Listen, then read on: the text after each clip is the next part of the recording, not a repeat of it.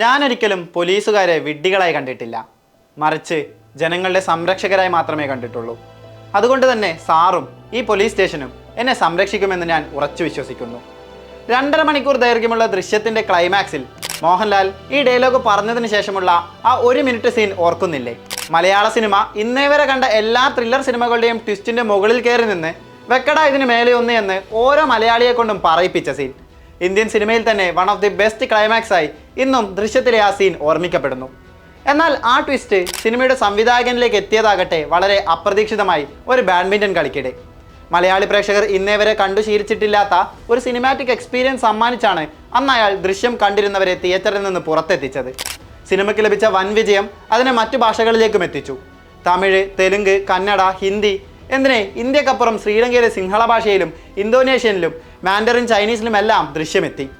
വർഷങ്ങൾക്ക് ശേഷം ജോർജ് കുട്ടിയും കുടുംബവും വീണ്ടും എത്തി. 2ാം വരവിലും ആ വിജയം ആവർത്തിച്ചു.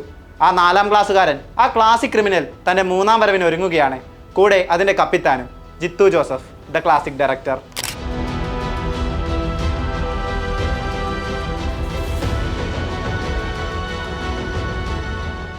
ദൃശ്യം ചെയ്ത അതേ വർഷം ദൃശ്യത്തിന് മുൻപ് തന്നെ ജിത്തു ജോസഫിലെ ത്രില്ലർ ഡയറക്ടറെ പ്രേക്ഷകർ കണ്ടതാണ്. ജോർജ് കുട്ടിക്ക് എത്രത്തോളം ഫാൻ ബേസ് ഉണ്ടോ ഒരുപക്ഷെ അത്രത്തോളം തന്നെ മെമ്മറീസിലെ സാം അലക്സിനുമുണ്ട്, ആ സിനിമയ്ക്കുണ്ട്. തൻ്റെ കരിയറിലെ തന്നെ ഏറ്റവും വലിയ ഹിറ്റുകളിൽ ഒന്നായി മെമ്മറീസ് മാറിയത് ഒരു ബോണസായി കാണുന്നുവെന്ന് പൃഥ്വിരാജ് തന്നെ പറഞ്ഞിട്ടുണ്ട്. മലയാളത്തിൽ എണ്ണിയാൽ ഒടുങ്ങാത്ത ഇൻവെസ്റ്റിഗേഷൻ ത്രില്ലറുകൾ അതിനു മുൻപ് വന്നിട്ടുള്ളതാണ്. എന്നാൽ മെമ്മറീസിനെ വേറിട്ട് നിർത്തുന്നത് പൃഥ്വിരാജിന്റെ പ്രകടനത്തോടൊപ്പം സംവിധായകൻ ജിത്തു ജോസഫിന്റെ മേക്കിംഗ് കൂടിയാണ്. കഥകളെ റിയലിസ്റ്റിക്കായി അപ്രോച്ച് ചെയ്യുന്ന ഡയറക്ടറാണ് ജിത്തു ജോസഫ്. തൻ്റെ ഭാര്യയെയും മകളെയും സ്വന്തം കൺമുന്നിൽ വെച്ച് നഷ്ടപ്പെട്ട ഒരു പോലീസുകാരൻ്റെ നിസ്സഹായാവസ്ഥയെ, ആർക്ക് വേണ്ടി ഇനി ജീവിക്കണമെന്ന് ചിന്തിക്കുന്ന അയാളുടെ മാനസികാവസ്ഥയെ അയാൾ അത്രമേൽ പെർഫെക്റ്റായി സിനിമയിൽ വരച്ചിടുന്നുണ്ട്. ജിത്തുവിൻ്റെ കഥകളിൽ, സിനിമകളിൽ റിയലിസ്റ്റിക്കായി കടന്നു വരുന്ന ലാഗുകളും പതിവാണ്. മെമ്മറീസിലും ദൃശ്യത്തിലും ഊഴത്തിലും ലൈഫ് ഓഫ് ജോസൂട്ടിയിലുമെല്ലാം അവ പ്രകടവുമാണ്. എൻ്റെ സിനിമകളിൽ ഞാൻ ലാഗിടാതെ സിനിമ ചെയ്യുന്നത് എനിക്കിഷ്ടമല്ല. വിരസതകൾ ജീവിതത്തിൻ്റെ ഭാഗമാണ് എന്നാണ് അതിനെക്കുറിച്ച് ജിത്തു പറയുന്നത്. എന്നാൽ ഇപ്പറഞ്ഞ ലാഗ് പ്രേക്ഷകർക്ക് ഫീൽ ചെയ്യുന്നതിന് സെക്കൻഡുകൾക്ക് മുൻപ് തന്നെ അയാൾ ട്രാക്ക് മാറ്റും. അടുത്ത നിമിഷം എന്ത് സംഭവിക്കുമെന്ന ആകാംക്ഷ കണ്ടിരിക്കുന്നവരിൽ നിറയ്ക്കും. പ്രേക്ഷകരെ ഒട്ടും ബോറടിപ്പിക്കാതെ സസ്പെൻസിനായി കാത്തിരിക്കാൻ പ്രേരിപ്പിക്കുന്നത് ജിത്തു ജോസഫ് എന്ന സംവിധായകന്റെ സ്പെഷ്യാലിറ്റിയാണ്. ദൃശ്യം 2 ഏവരെയും ഞെട്ടിച്ച ആ കോർട്ട് റൂം സീൻ തന്നെ അതിനുദാഹരണം.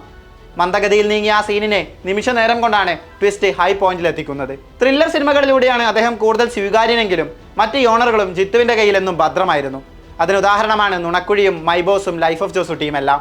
ത്രില്ലറിൻ്റെ നേരെ ഓപ്പോസിറ്റ് ആയിട്ടുള്ള കോമഡി അത്രമേൽ തന്മയത്വത്തോടെയാണ് അദ്ദേഹം പ്രേക്ഷകർക്ക് മുൻപിൽ അവതരിപ്പിച്ചത്. ഈ സിനിമകളിലെ ഓരോ സീനിനും ഇപ്പോഴുമുള്ള റിപ്പീറ്റ് വാല്യൂ അത്രമേൽ വലുതാണ്. ദൃശ്യത്തിൻ്റെയോ മെമ്മറീസിൻ്റെയോ കൂമൻ്റെയോ ഒരു നിഴൽ പോലും ഈ സിനിമകളിലൊന്നും കാണാനും സാധിക്കില്ല. അതെത്രത്തോളമാണ് ആ സംവിധായകനെ മിടുക്കെന്ന് വിളിച്ചോതുന്നു. ഇതിൽ നിന്നെല്ലാം വ്യത്യസ്തമായി ഒരു കോർട്ട് റൂം ഡ്രാമയുമായി എത്തിയപ്പോഴും അദ്ദേഹം വിജയം കണ്ടിട്ടുണ്ട്.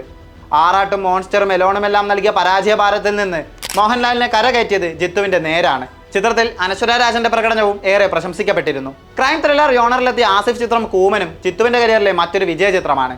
ആസിഫിന്റെ കരിയറിലെ മികച്ച ചിത്രങ്ങളിൽ ഒന്നുകൂടിയാണ് കൂമൻ. ഈ വർഷം ഫെബ്രുവരി 20-നാണ് ജോർജ് കുട്ടിയുടെ 3ാം വരവ് ജിത്തുവും മോഹൻലാലും ഉറപ്പിച്ചത്. കഴിഞ്ഞ ദിവസം ഷൂട്ട് ഒക്ടോബറിൽ ആരംഭിക്കുമെന്നും മോഹൻലാൽ അറിയിച്ചു. ഇത്തവണയും കയ്യിൽ വമ്പൻ ടെസ്റ്റുകളുമായിരിക്കും അവർ എത്തുകയെന്നതിൽ സംശയമില്ല. 2ാം വരവ് OTT-യിലായതിനാൽ മിസ്സായ തിയേറ്റർ എക്സ്പീരിയൻസ് 3ാം ഊഴത്തിൽ കിട്ടുമെന്നാണ് പ്രേക്ഷകരുടെ പ്രതീക്ഷ. ചിത്രത്തിന്റെ ഹിന്ദി പതിപ്പിന്റെ ഷൂട്ടിങ്ങും ഒക്ടോബറിൽ തുടങ്ങുമെന്ന് നേരത്തെ റിപ്പോർട്ടുകൾ ഉണ്ടായിരുന്നു. 2 പതിപ്പുകളും ഒരുമിച്ചായിരിക്കുമോ തിയേറ്ററുകളിലേക്ക് എത്തുകയെന്നതാണ് ഇപ്പോഴത്തെ ചോദ്യം. ദൃശ്യം 3 കൂടാതെ മറ്റു ജിത്തു ജോസഫ് ചിത്രങ്ങളും അണിയറയിൽ ഒരുങ്ങുന്നുണ്ട്. അതിലൊന്നാണ് ആസിഫിനൊപ്പം വീണ്ടും ഒന്നിക്കുന്ന മിറാഷ്. കിഷ്കിന്ദ കാണ്ഡത്തിന് ശേഷം ആസിഫ് അലിയും അപർണ ബാലമുരളിയും വീണ്ടും ഒന്നിക്കുന്നു എന്ന പ്രത്യേകതയും ചിത്രത്തിനുണ്ട്. ജിത്തുവിന്റെ സംവിധാനത്തിലെത്തുന്ന മറ്റൊരു ചിത്രമാണ് വലതുവശത്തെ കള്ളൻ. വർഷങ്ങൾക്ക് മുൻപ് അനൗൺസ് ചെയ്ത് ഷൂട്ടും ആരംഭിച്ച റാം ജിത്തു ജോസഫിന്റെ സംവിധാനത്തിൽ ഏവരും കാത്തിരിക്കുന്ന ചിത്രമാണ്. മോഹൻലാലിനെ നായകനാക്കി ഒരുങ്ങുന്ന റാം ഒരു ആക്ഷൻ മൂവിയാണെന്ന് പലപ്പോഴായി ജിത്തു പറഞ്ഞിട്ടുണ്ട്. എന്നാൽ ചിത്രം എന്ന് പുറത്തു വരുമെന്ന് അടക്കമുള്ള അപ്ഡേറ്റുകൾ കുറച്ചു നാളായില്ല.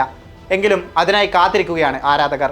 ദൃശ്യത്തിന്റെ 2ാം ഭാഗത്തിന് വേണ്ടി മാത്രമാണ് കഥാപാത്രത്തിലേക്ക് തിരികെ പോയത്. അല്ലെങ്കിൽ പുതിയ കഥ അതിൻ്റെ പിന്നാലെ പോകും. ഒരു സിനിമാറ്റിക് യൂണിവേഴ്സ് ഒന്നും ചിന്തകളിൽ വന്നിട്ടില്ലെന്ന് പണ്ടൊരിക്കൽ ജിത്തു പറഞ്ഞിട്ടുണ്ട്. എന്നും തൻ്റെ സ്റ്റൈലിൽ പുതിയ കഥകൾ സിനിമയാക്കുകയാണ് ജിത്തു ജോസഫ് രീതി. ദൃശ്യം 3ക്ക് വേണ്ടി നിരവധി പേർ തനിക്ക് കഥ അയച്ചു തന്നിട്ടുണ്ടെന്നും എന്നാൽ അവ വായിച്ച പോലും നോക്കാതെ ഡിലീറ്റ് ചെയ്തിട്ടുണ്ടെന്നും അദ്ദേഹം പണ്ട് വെളിപ്പെടുത്തിയതാണ്. അത് തൻ്റെ മനസ്സിലെ ഐഡിയയ്ക്ക് കോട്ടം തട്ടാതിരിക്കാൻ വേണ്ടിയാണ്. ആ ചിന്ത തന്നെയാവാം 3ാം ഭാഗത്തിന് വേണ്ടി നമ്മെ ഇത്രയും നാൾ വെയിറ്റ് ചെയ്യിക്കാൻ കാരണം. ഇന്നും ഏതൊരു ത്രില്ലർ സിനിമ ഇറങ്ങുമ്പോഴും ദൃശ്യത്തിൻ്റെ അത്രയുണ്ടോ എന്നതാണ് ചോദ്യം. 3ാം ഭാഗം വരുമ്പോൾ ജിത്തു നേരിടുന്ന ഏറ്റവും വലിയ വെല്ലുവിളിയും അതുതന്നെ. തൻ്റെ സ്വന്തം ക്രാഫ്റ്റിൻ്റെ മുകളിൽ എത്തിക്കാൻ ആകുമോ എന്നത്. കാത്തിരിക്കാം ആ ക്ലാസിക് ക്രിമിനലിൻ്റെ വരവിനായി, പുതിയ ട്വിസ്റ്റുകൾക്കായി.